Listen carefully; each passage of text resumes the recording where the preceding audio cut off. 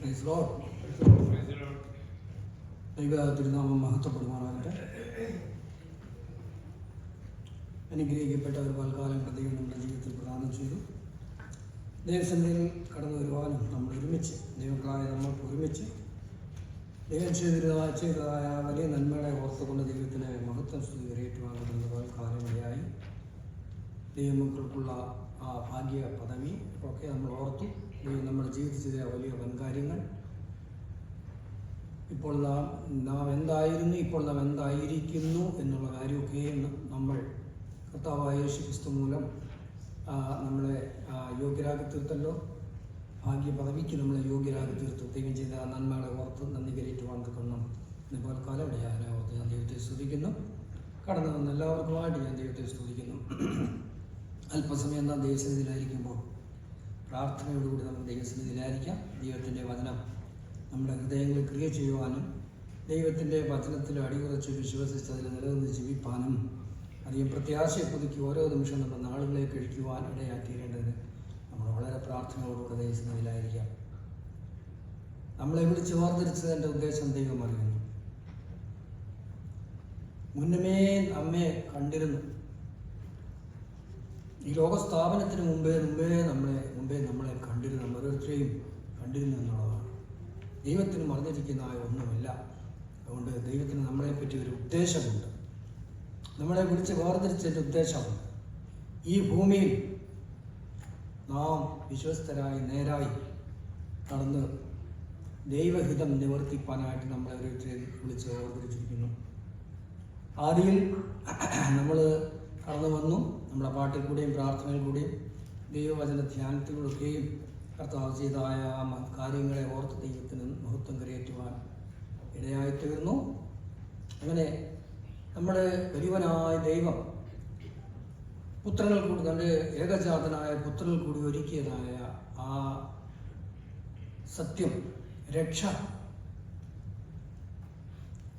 നമ്മുടെ ജീവിതത്തിൽ അത് പ്രാപിച്ചെടുക്കുവാൻ തക്കണം ദൈവം നമുക്ക് നൽകുവാൻ തക്കണം ആ സമയങ്ങളിൽ നമുക്കിടയായി.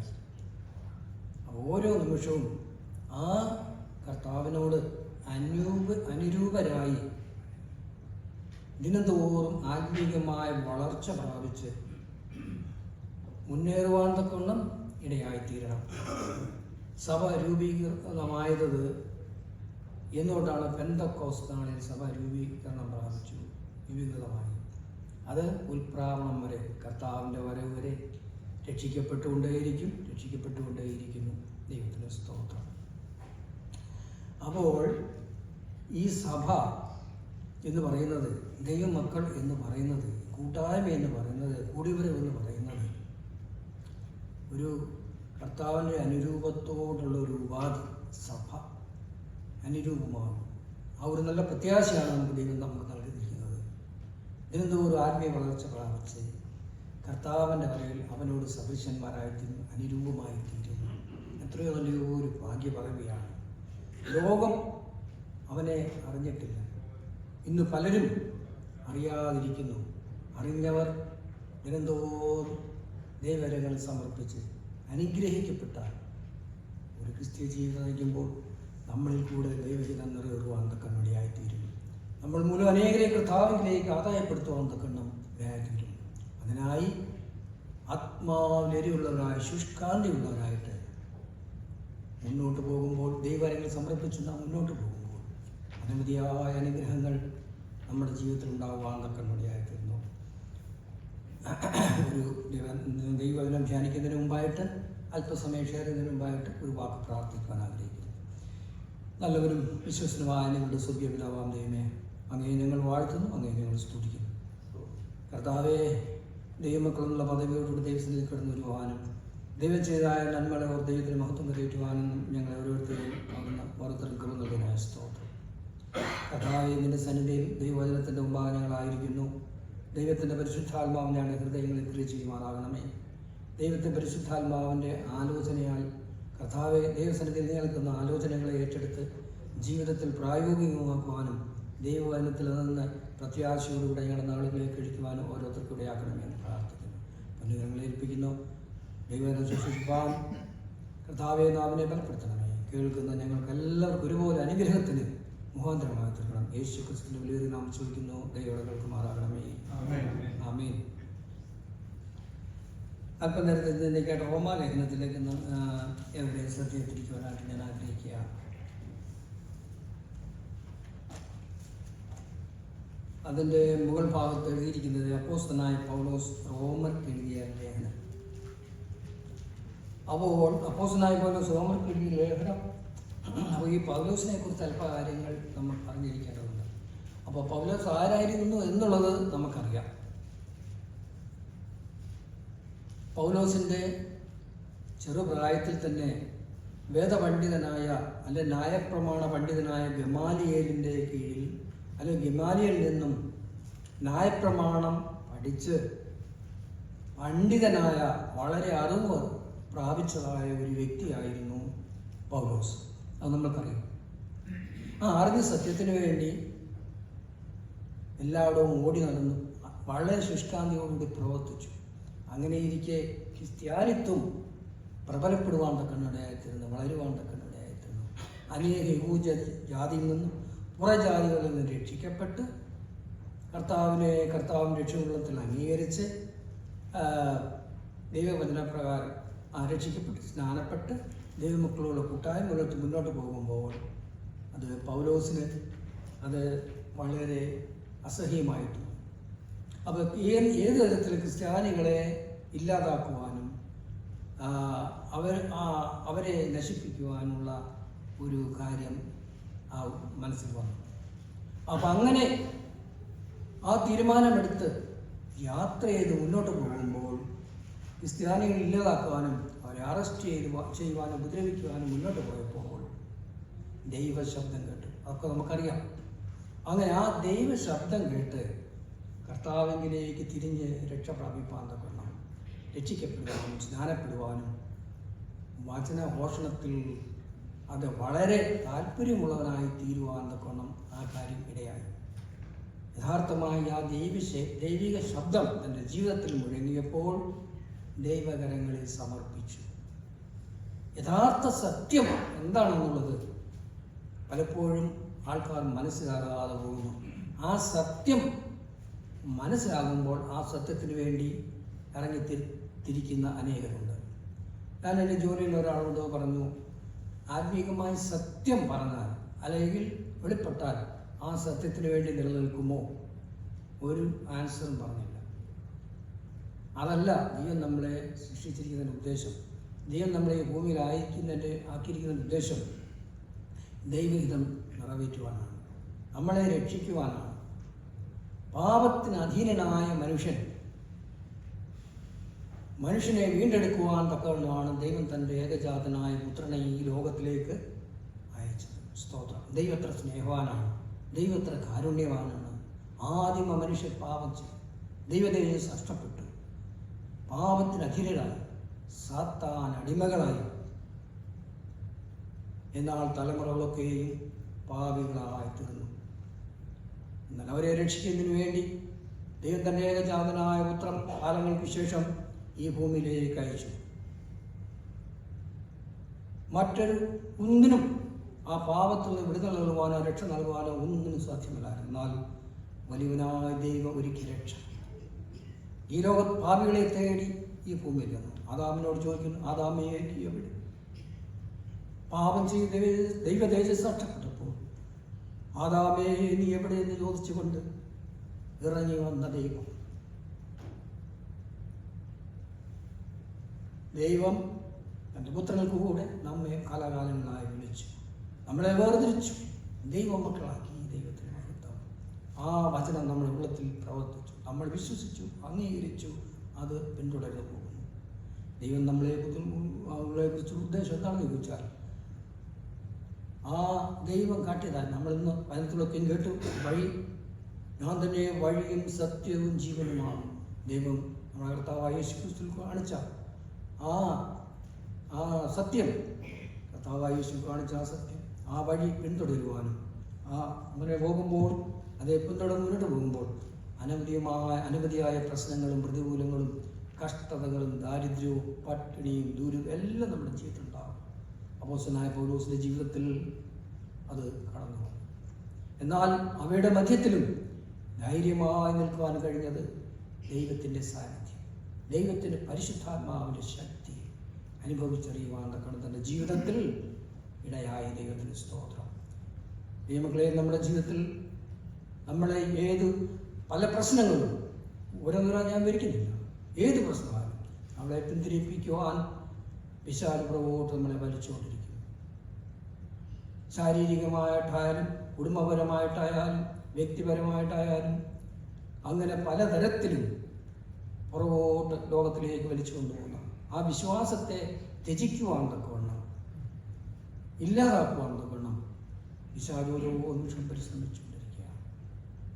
എന്നാൽ പൂർണ്ണമായി ദൈവത്തിൽ ആശ്രയിച്ച് നാം അറിഞ്ഞ സത്യത്തിൽ നിലനിൽക്കുന്നുവെങ്കിൽ ആ പ്രശ്നങ്ങൾക്ക് തരണം ചെയ്ത് മുന്നോട്ടുള്ള കൃപ, ശക്തി ദൈവത്തിന് സ്തോത്രം. ന്യായപ്രമാണം, മോശമുഖാന്തരം ന്യായപ്രമാണം നൽകി തെറ്റ് ചെയ്തതിന് ശിക്ഷ കൽപ്പിച്ചിരുന്നു. എന്നാൽ പരിപൂർണമായ പാപത്തിനൊരു പരിഹാരം, ജന്മനായുള്ള പാപത്തിനൊരു പരിഹാരം അവിടെ കണ്ടിരുന്നില്ല. എന്നാൽ കാലാന്തരത്തിന് ശേഷം, കാലങ്ങൾക്ക് ശേഷം ദൈവൻ്റെ ഓമനകുമാരനായ പുത്രർക്ക് കൂടെ നമ്മെ സ്നേഹിച്ചു. ദൈവത്തിന് മഹത്വം ഉണ്ടാകട്ടെ. ജീവരക്ഷ, നിത്യജീവൻ, വീണ്ടെടുപ്പ്, ആത്മരക്ഷ, ഇതൊക്കെ ദൈവം പ്രദാനം ചെയ്യുന്ന പുത്രൻ കൂടെ. ഇതൊക്കെ നമുക്കറിയാവുന്ന കാര്യങ്ങളാണ്. ആദ്യമായിട്ട് ഞാനിത് പറഞ്ഞു എന്നേ ഉള്ളൂ. അപ്പോൾ അപ്പോസ്തലനായ പൗലോസ് റോമർക്ക് എഴുതിയ ലേഖനം നമ്മൾ ആദ്യം മുതൽ അവസാനം വരെ വായിക്കുമ്പോൾ അനേക കാര്യങ്ങൾ നമുക്ക് ജീവിതത്തിൽ മനസ്സിലാക്കുവാൻ തക്കവണ്ണമിടയായിത്തീരുന്നു. ദൈവത്തിന് മഹത്വം. അതായത് പുറജാതിയിൽ നിന്നും യഹൂദജാതിയിൽ നിന്നും രക്ഷിക്കപ്പെട്ട്, അതായത് കർത്താവ് യേശുക്രിസ്തുവിനെ കർത്താവിൻ്റെ രക്ഷത്തിൽ അംഗീകരിച്ച് ദൈവമക്കളുമായിട്ടുള്ള കൂട്ടായ്മ പുലർത്തി ദൈവവചനം അനുസരിച്ച് മുന്നോട്ട് പോകുമ്പോൾ യഹൂദജാതിയിൽ നിന്ന് വന്ന ആ വിശ്വാസികളിൽ ആ പഴയ നിയമ പ്രമാണം പലതും അവരത് അനുസരിച്ച് മുന്നോട്ട് പോകാനുള്ള ഒരു ക്രമീകരണം ഉണ്ടാകാൻ തുടങ്ങി. മനസ്സിലങ്ങ് ചിന്തിച്ചു. അത് അവർ സഭയിൽ കുടിവരവിൽ പറഞ്ഞു. പരിച്ഛേദന, അങ്ങനെ പല കാര്യങ്ങളും അങ്ങനെ വന്ന സന്ദർഭത്തിൽ അപ്പോസ്തലനായ പൗലോസ് പലയിടങ്ങളിലും തൻ്റെ മിഷണറി യാത്ര, ഒന്നാം മിഷണറി യാത്ര, രണ്ടാം മിഷണറി യാത്ര, മൂന്നാം മിഷണറി യാത്രയിൽ കോരിന്തിലേക്ക് ചെന്നു. കൊരിന്ത്, നമ്മൾ ഈ ഭാഗങ്ങളൊക്കെ ആദ്യമുള്ള അവസാനങ്ങൾ വായിക്കുമ്പോൾ നമുക്ക് മനസ്സിലാവും. സുവിശേഷ ഘോഷണത്തിനായി ഈ സ്ഥലങ്ങൾ പല സ്ഥലങ്ങളിലും കടന്നുപോയി, അനേക സ്ഥലം കടന്നുപോയി. മാറ്റമില്ലാത്ത ദൈവത്തിൻ്റെ വചനം ഘോഷിച്ചു. കൊരിന്തിൽ റോമാവിശ്വാസികളായിരുന്നവർക്ക് കൊരിന്തിൽ വെച്ച് ഈ ശബ്ദം കേട്ടു. അവരുടെ ഈ വിവരങ്ങൾ അറിയും. അപ്പോൾ അവിടെ വെച്ചൊരു ലേഖനം ഉടനെ അവിടെ പോയതായിട്ട് പറയുന്നില്ല, അവിടെ എത്തിച്ചു. അപ്പോൾ ഇവിടെ പറയുന്നതായ ആ 1-ാം ചാപ്റ്റർ മുതൽ 12-ാം അധ്യായം വരെ 16, എത്ര അധ്യായമുണ്ട്? 16 അല്ലേ?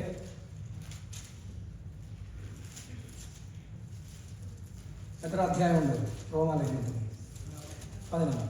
ആ 16 അധ്യായം വരെ വായിക്കുമ്പോൾ അവർക്ക് കൊടുക്കേണ്ടതായ മാർഗനിർദ്ദേശങ്ങൾ, ധൈര്യം, വിശ്വാസം, ഇതൊക്കെയും അവരെ മനസ്സിലാക്കുക എന്നുള്ളതായിരുന്നു.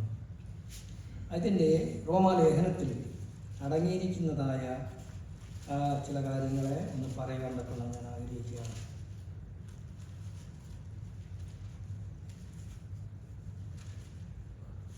ദൈവത്തിന് മഹത്വം ഉണ്ടാകട്ടെ. പൗലോസ് അപ്പോസ്തലൻ്റെ, ഞാൻ പറഞ്ഞല്ലോ, 3-ാം മിഷണറി യാത്രയിലാണ് കൊരിന്തിലായിരിക്കുമ്പോൾ ഈ ലേഖനം എഴുതിയെന്ന്. ക്രിസ്തീയ വിശ്വാസത്തിൻ്റെ അടിസ്ഥാന ഉപദേശ സത്യങ്ങളെ പ്രതിപാദിക്കുന്ന ഒരു ലേഖനമാണ് റോമാലേഖനം. വിശ്വാസത്തിൻ്റെ, ക്രിസ്തീയ ജീവിതത്തിൻ്റെ അടിസ്ഥാന ഉപദേശ സത്യങ്ങളെ പ്രതിപാദിക്കുന്നു. അതായത് ദൈവിക മർമ്മങ്ങളെക്കുറിച്ച് പൗലോസിന് ആത്മാവിനാൽ വെളിപ്പെട്ട് കിട്ടിയിരിക്കുന്ന ഉപദേശങ്ങൾ, സത്യങ്ങൾ എന്ന് പറയും. അപ്പോൾ ദൈവ ആത്മാവിനാൽ വെളിപ്പാടിനാൽ ലഭിച്ചതായ ആത്മീയ സത്യങ്ങളെ അവരെ അറിയിക്കുക എന്നുള്ളതായിരുന്നു ഈ പുസ്തകത്തിൽ കൂടെ പൗലോസ് ആഗ്രഹിച്ചത്. ഈ പുസ്തകത്തിൻ്റെ പ്രാധാന്യം എന്താണെന്നുള്ളത് നാം പലപ്പോഴും വായിക്കുമ്പോൾ നമുക്ക് മനസ്സിലാക്കുവാൻ തക്കണം കഴിയുന്നു. കർത്താവായ യേശുക്രിസ്തുവിൽ കൂടെയുള്ള വിശ്വാസത്താലുള്ള നീതീകരണം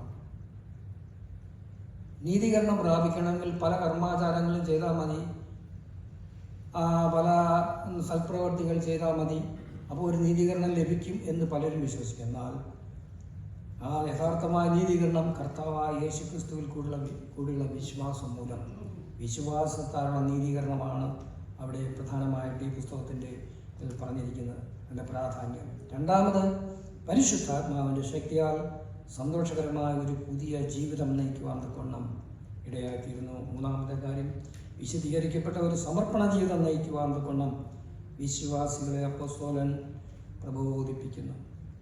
അടുത്തതായിട്ട്, സുവിശേഷണത്തിന് വേണ്ടിയുള്ള അതീവ ജാഗ്രത, പ്രയത്നം, സഭകൾക്കുള്ള പ്രബോധനം, റോമാലേഖനത്തിൽ കൂടി ദൈവം വെളിപ്പെടുത്തിയ മർമ്മങ്ങൾ, ഇതൊക്കെയും ആണ് ഇതിൽ കൂടെ പ്രധാനമായിട്ട് പൗലോസ് എഴുതിയത്. സകല മനുഷ്യരും പാപികളായി ജന്മനാൽ പാപികളായി തീർന്നതിനാൽ, അല്ലെങ്കിൽ ഹവ്വാമാർ മുതൽ ഞാൻ പറഞ്ഞല്ലോ പാപത്തിൽ അവർ വീണുപോയി. പിന്നെ ദൈവം യഹൂദരുടെ മാത്രം ദൈവമല്ല ജാതികളുടെയും ദൈവമാണ്. സകല മനുഷ്യരും പാപികളായി തീർന്നതിനാൽ മനുഷ്യൻ നീതീകരിക്കപ്പെടുവാൻ വിശ്വാസ മാർഗം ദൈവം വെളിപ്പെടുത്തി. ദൈവത്തിന് സ്തോത്രം. കർത്താവായ യേശുക്രിസ്തുവിൽ കൂടെ വിശ്വാസത്താലുള്ള നീതീകരണം എന്നത് റോമാലേഖനത്തിലെ ഒരു പ്രമുഖ വിഷയമാണ്. ദൈവം തൻ്റെ നീതിമാനായ പുത്രൻ്റെ പരിഹാരയാഗം മൂലം അവന് വിശ്വസിക്കുന്ന പാപികളായ മനുഷ്യരെ നീതിമാന്മാരായി പ്രഖ്യാപിക്കുവാൻ കഴിയുന്ന അവൻ്റെ കൃപയിൽ കരുതലിനെ റോമാലേഖനത്തിൽ പ്രഖ്യാപിക്കുന്നു. സ്തോത്രം. പരിശുദ്ധാത്മാവിൻ്റെ ശക്തിയാൽ സന്തോഷകരമായ ഒരു പുതിയ ജീവിതം നയിക്കുവാൻ അവർക്ക് സാധിക്കുന്നു. ഈ ലേഖനത്തിലൂടെ അത് വ്യക്തമാക്കുകയാണ്. സ്തോത്രം. അതായത് ദൈവത്തിൻ്റെ മനസ്സിനെ ഓർപ്പിച്ചുകൊണ്ട് വിശദീകരിക്കപ്പെട്ട ഒരു സമർപ്പണ ജീവിതം നയിക്കുവാൻ തക്കണം വിശ്വാസികളെ അപ്പോസ്തലൻ പ്രബോധിപ്പിക്കുന്നു. ദൈവത്തിൻ്റെ നീതി എന്നത് ഈ ലേഖനത്തിലെ ഒരു പ്രധാന ശൈലിയാണ്. ദൈവത്തിന് സ്തോത്രം. അപ്പോൾ നീതീകരിക്കപ്പെടുന്നത് സുവിശേഷം മൂലമാണ്. സുവിശേഷം എന്ന് പറയുന്നത് അർത്ഥം, സുവിശേഷം എന്ന് പറയുന്നത് നല്ല സന്ദേശം. സുവിശേഷം ദാവീദിന് സന്തതിയായി ജനിച്ചു മരിച്ചിട്ട് ഉയർത്തെഴുന്നേറ്റ് ക്രിസ്തു, സുവിശേഷം അത് ലോകത്ത് നമ്മൾ അറിയിക്കണം. സങ്കീർത്തനക്കാരൻ പറയുന്നുണ്ട്, ദൈവത്തിൽ വിശ്വസിക്കണം, ദൈവത്തിൽ ആശ്രയിക്കണം, നന്മ ചെയ്യണം. എന്താണ് നന്മ? നന്മ സുവിശേഷിക്കുന്ന കാൽ എത്ര മനോഹരം. അപ്പോൾ ദൈവത്തെ പൂർണ്ണമായി വിശ്വസിച്ച് ആ വചനത്തെ ഘോഷിച്ച് പ്രചരിപ്പിച്ച് എന്ത് ചെയ്യണം? വിശ്വസ്തയോട് നേരോട് നടക്കണം. നടന്ന് കർത്താവിനെ ഘോഷിക്കണം, ഈ സുവിശേഷം അറിയിക്കണം.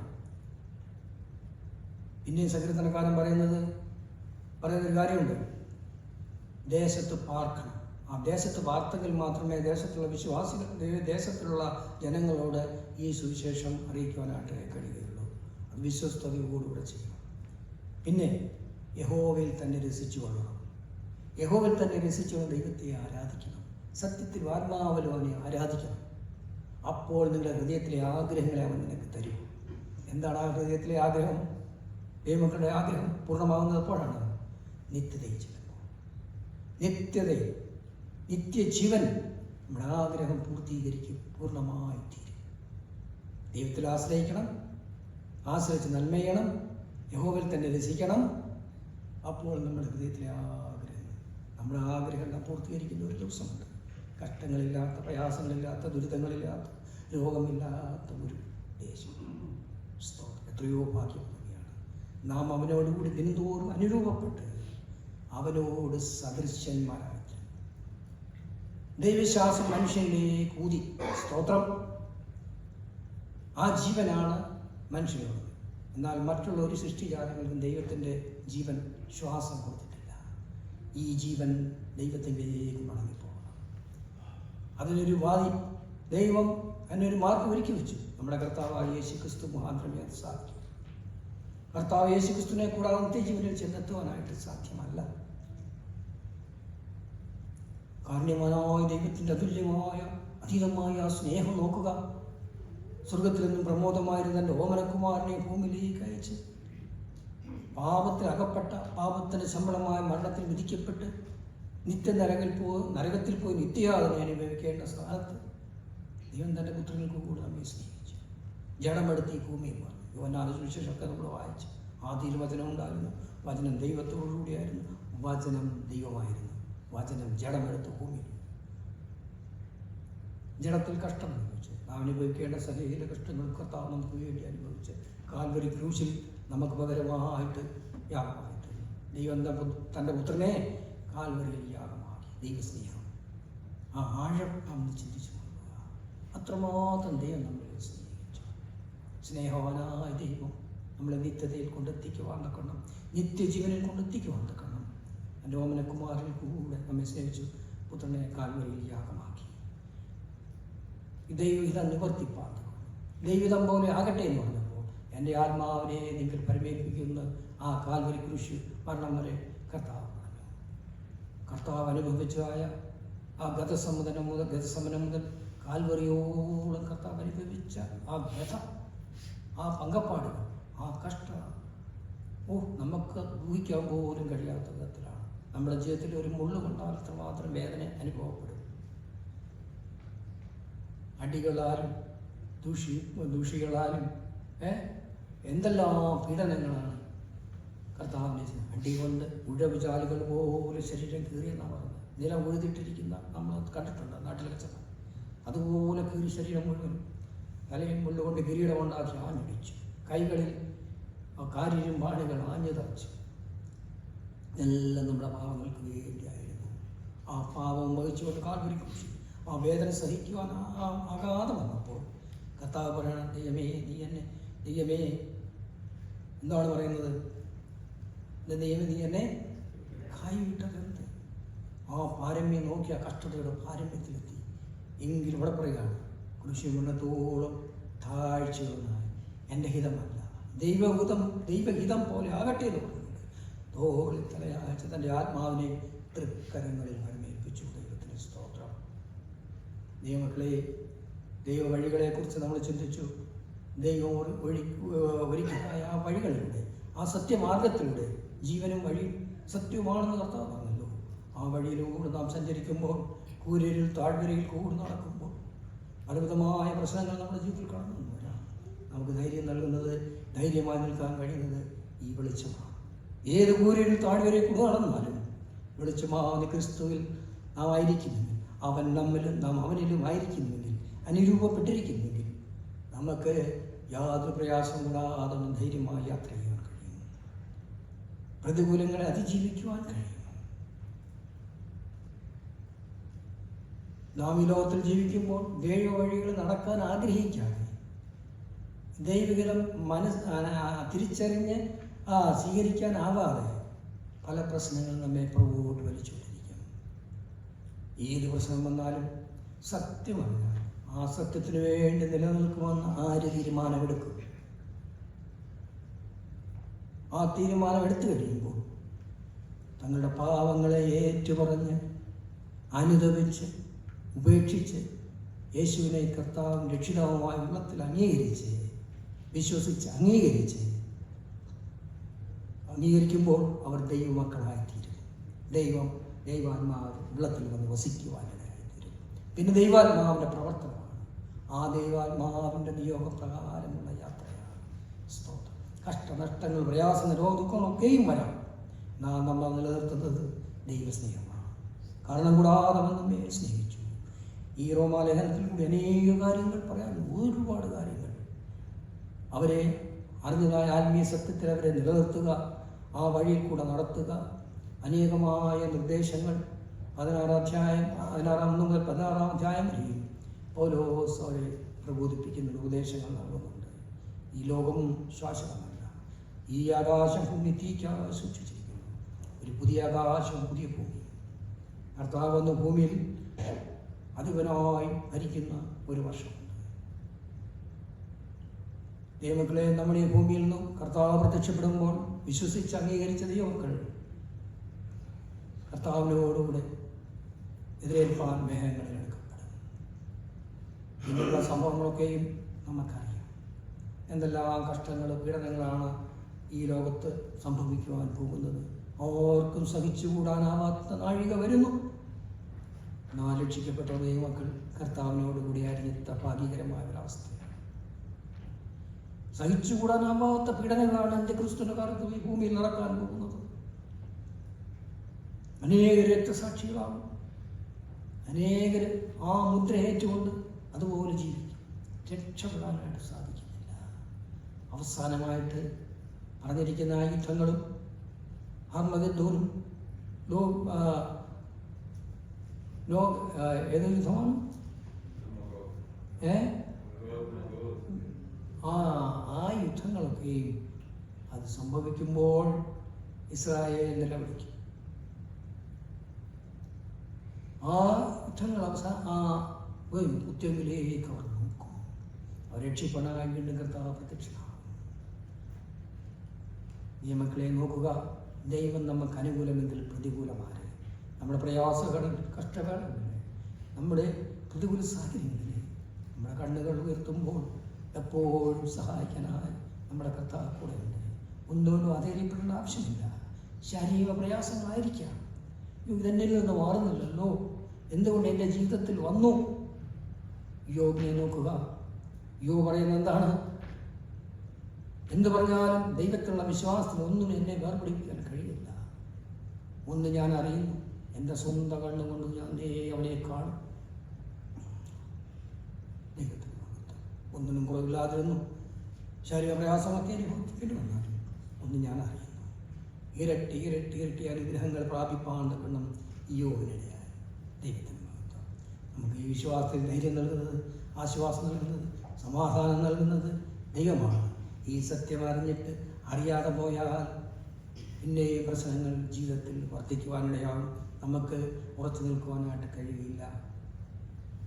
അതുകൊണ്ട് നിത്യജീവനിൽ കൊണ്ടെത്തിക്കുന്ന ഈ ദൈവസ്നേഹത്തെ അറിഞ്ഞ് അതിൽ പിന്തുടർന്ന് പോകുവാൻ ദൈവം നമ്മളെല്ലാവരെയും സഹായിക്കുന്നുണ്ട്. അനേക കാര്യങ്ങൾ ഈ ഭാഗത്തോടെ പറയാനുണ്ടെങ്കിലും സമയച്ചുരുക്കം കൊണ്ട് ഞാൻ എടുക്കുവാനായിട്ട് ആഗ്രഹിക്കുന്നില്ല. നമ്മുടെ ദൈവത്തോട് ഞാൻ പറഞ്ഞല്ലോ, ദിനംതോറും രക്ഷിക്കപ്പെട്ടതിന് ശേഷം ദൈവത്തോട് അനുരൂപരായിക്കൊണ്ടിരിക്കുക. അവനോട് സദൃശമാകുന്ന ഒരു കാലം വരും. അനുരൂപപ്പെട്ട് അവനിൽ തന്നെ ലയിക്കുന്ന ഒരു സമയം ദൈവത്തിന് മഹത്വം.